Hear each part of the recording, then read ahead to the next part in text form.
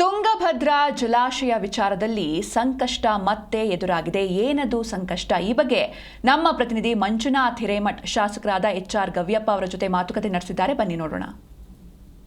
ಜೀವನಾಡಿ ತುಂಗಭದ್ರಾ ಜಲಾಶಯದ 33 ಕ್ರಸ್ಟ್ ಗೇಟ್ಗಳನ್ನು ಕೂಡ ಈಗಾಗಲೇ ಕೂಡಿಸಲಾಗಿದೆ ಅಂತಕ್ಕಂಥದ್ದು ಕೂಡ ನಾವು ತೋರಿಸ್ತಾ ಹೋಗ್ತೀವಿ. ತದನಂತರ ಚೈನ್ ಅನ್ನ ಅಳವಡಿಸುವಂತ ಕಾರ್ಯ ಕೂಡ ಬಹಳ ಬಿರುಸಾಗಿ ಸಾಗ್ತಾ ಇದೆ. ಇನ್ನೊಂದ್ ಕಡೆ ಕಳೆದ 2024 ಆಗಸ್ಟ್ 10ನೇ ತಾರೀಕು ರಾತ್ರಿ ಸಮಯದಲ್ಲಿ ಈ ಕ್ರಸ್ಟ್ ಗೇಟ್ 19 ಏನಿದೆ ನೀರಿನ ರಭಸಕ್ಕೆ ಕೊಚ್ಕೊಂಡು ಹೋಗುತ್ತೆ. ಆ ನಂತರದಲ್ಲಿ ಒಂದಿಷ್ಟು ಬೆಳವಣಿಗೆಗಳಾಗ್ತವೆ.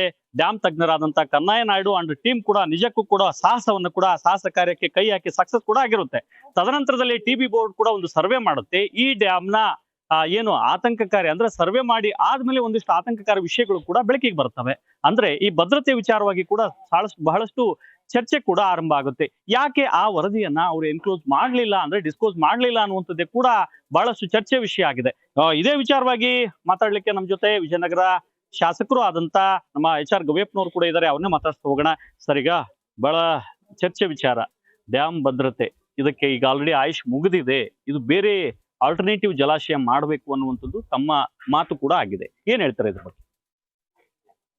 ಇವಾಗ ಎಕ್ಸ್ಪರ್ಟ್ಸ್ ನಮ್ಮ ಕನ್ನಯ್ಯ ನಾಯ್ಡು ಸಾಹೇಬ್ರು ಹೇಳ್ದಂಗೆ ಇದೊಂದು 20-25 ವರ್ಷ ಅಂತ ಅವ್ರು ಹೇಳಿದಾರೆ. ಬಟ್ ಬೋರ್ಡ್ನಿಂದ ಎಲ್ಲ ರೀಸ್ಟ್ರೆಂಥನಿಂಗ್ ಎಲ್ಲ ಆಗಿದೆ. 3-4 ವರ್ಷ ಹಿಂದಗಡೆನೆ ಎಲ್ಲ ರೀಸ್ಟ್ರೆಂಥನಿಂಗ್ ಮಾಡಿದಾರ. ಅದಕ್ಕೆಲ್ಲ ಸರ್ವೆ ಮಾಡಿ ಎಲ್ಲ ಮಾಡಿದಾರ. ಅವರೆಲ್ಲ ಕ್ರಮ ವಹಿಸಿದಾರ. ನನಗೆ ಬಂದಿರೋ ಮಾಹಿತಿ ಪ್ರಕಾರ ಇನ್ನೊಂದು 35-40 ವರ್ಷ ಏನಾಗಲ್ಲ ಅನ್ನೋದು ಒಂದು ಮಾಹಿತಿ ಇದೆ. ಬಟ್ ಕನ್ನಯ್ಯ ನಾಯ್ಡು ಸಾಹೇಬ್ರು ಏನಂತಾರ, ಹಳೇದಾಗಿದೆ, ಬಟ್ ಇವಾಗೆ ಸ್ವಲ್ಪ ಕ್ರಮ ವಹಿಸ್ರಿ, ತಡ ಮಾಡಕ್ ಹೋಗ್ಬೇಡ್ರಿ, ಇಮಿಡಿಯೇಟ್ ಆಗಿ ಮಾಡ್ರಿ ಅಂತ ಹೇಳ್ಬಿಟ್ಟು ಈ ಗೇಟ್ಗಳು ರೆಡಿ ಆದ್ಮೇಲೆ ಅದೊಂದು ಪ್ರೋಸೆಸ್ ಸ್ಟಾರ್ಟ್ ಮಾಡ್ರಿ ಅಂತ ಹೇಳ್ಬಿಟ್ಟು ನಮಗೆಲ್ಲ ಎಚ್ಚರಿಸಿದಾರೆ. ಹಾಗಾಗಿ ಇವಾಗಂತೂ ಒಂದು 2ನೇ ಬೆಳೆ ನಾವೆಲ್ಲ ಕಳ್ಕೊಂಡಿದೀವಿ. ನಮ್ಮ ರೈತರೆಲ್ಲ ಕಳ್ಕೊಂಡಿದೀವಿ. ಸ್ಯಾಕ್ರಿಫೈಸ್ ಮಾಡಿದಾರ ರೈತರು. ಅದಕ್ಕೆಲ್ಲ ಅವ್ರಿಗೆಲ್ಲ ಕೃತಜ್ಞತೆಗಳು ಸಲ್ಲಿಸ್ತಾ ಇದೀವಿ.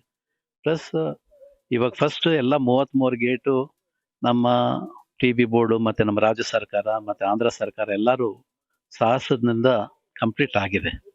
ಈ ಚೈನ್ಸ್ ಕೂಡ ಬೈ ಜೂನ್ 15th ಎಲ್ಲ ಕಂಪ್ಲೀಟ್ ಆಗುತ್ತೆ. ಟ್ರಯಲ್ ಟೆಸ್ಟ್ ಕೂಡ, ಯಾಕಂದ್ರೆ ಇವ್ರಿಗೆ ಯಾರಿಗೆ ಕಾಂಟ್ರಾಕ್ಟ್ ಕೊಟ್ಟಿದೀವಿ 2 ವರ್ಷ ಅವರೇ ಮಾನಿಟರಿಂಗ್ ಇರುತ್ತೆ, ಗ್ಯಾರಂಟಿ ಇರುತ್ತೆ ಅವ್ರದ್ದು.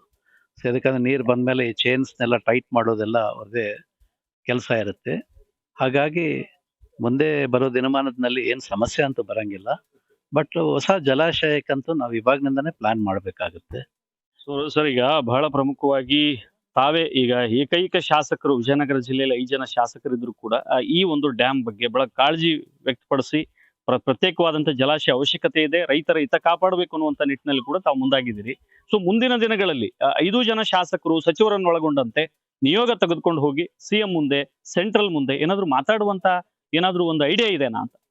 ಇಲ್ಲ, ತಪ್ಪದೆ. ಇವಾಗ ಯಾಕಂದ್ರೆ ನೆಕ್ಸ್ಟ್ ಇವಾಗ ಕಾಡಾ ಮೀಟಿಂಗ್ ನಲ್ಲಿ ಬರುತ್ತೆ, ವಾಟರ್ ಡಿಸ್ಟ್ರಿಬ್ಯೂಷನ್ ಟೈಮ್ ನಲ್ಲಿ ಇನ್ನೊಂದ್ 2 ತಿಂಗಳಲ್ಲಿ ನಮ್ಗೆಲ್ಲ ಕೂತ್ಕೊಂತೀವಿ. ನಾವು ಕೂತ್ಕೊಂಡವಾಗ ಈ ಪ್ರಶ್ನೆ ರೈಸ್ ಮಾಡ್ತೀವಿ. ಎಲ್ಲರೂ ಕೂಡಿ 4 ಜಿಲ್ಲೆ ಸಚಿವರು ಮತ್ತೆ ಎಲ್ಲ ಶಾಸಕರು ಕೂತ್ಕೊಂಡು ತೀರ್ಮಾನಕ್ಕೆ ಬಂದು ಮುಖ್ಯಮಂತ್ರಿಗಳ ಹತ್ರ ಮಾತಾಡಿ ಮಾಡೋಣ ಅಂತ. ಯಾಕಂದ್ರೆ ನನಗೆ ಡ್ಯಾಮ್ ನನ್ನ ಊರಿನಲ್ಲಿ ಇರೋದ್ರಿಂದ ನನ್ನ ಚಿಂತೆ ನನಗಿದೆ.